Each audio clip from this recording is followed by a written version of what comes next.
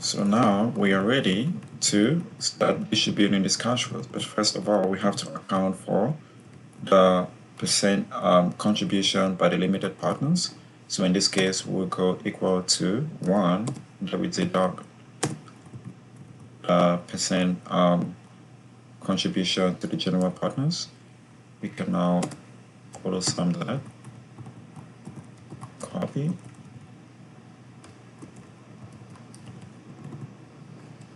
repeat F4 to repeat the last action. So as you can see, as we move from tier 1 to tier 3, the returns of the general partners increases by 5%, and that of the limited partners reduces by 5%. That is what we call disproportional returns. As we move down each tier, the limited partners they receive lesser than the previous tier. Why? Because the general partners, they are taking the highest risk as a result of this project. So if this project hit a certain hurdle rate, say 10%, then the distribution to the general partners will increase by 5%. So if they move to the next tier, say the second tier, they hit a hurdle rate of 15%, then they will achieve a disproportional returns of 20%. So as we move down these tiers, we can see how the general partners, they get motivated and success oriented to go about this project because of these disproportional returns. So now we are ready to model the contributions by investor type. So here we are gonna assign the contributions. So we're gonna create a formula that says if in bracket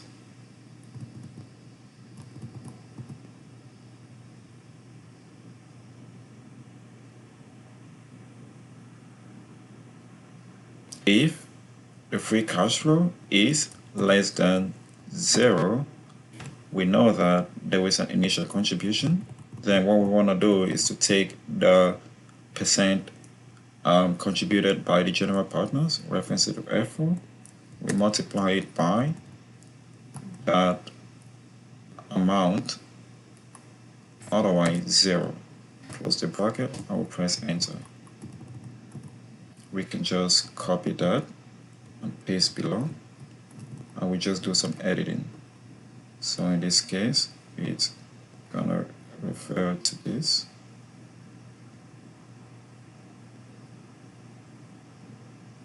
And then we can just reference the limited partners contribution of 90%. So we are saying if the contributions here is less than 0, we know that there was an initial investment.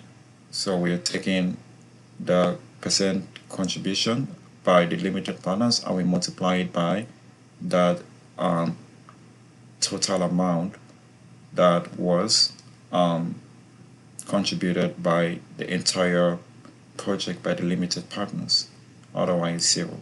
Let's close the bracket and we press enter.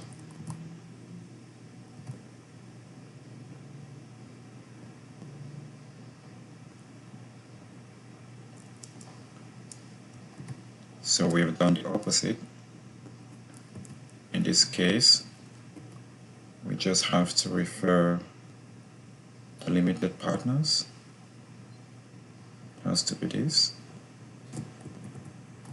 And for the general partners, it has to be this 10% here.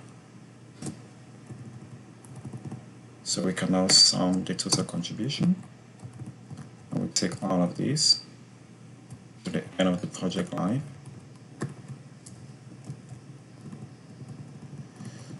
And now we are ready to determine the total cash flow for contribution. So here it's going to be equal to another if statement. So we are just saying that if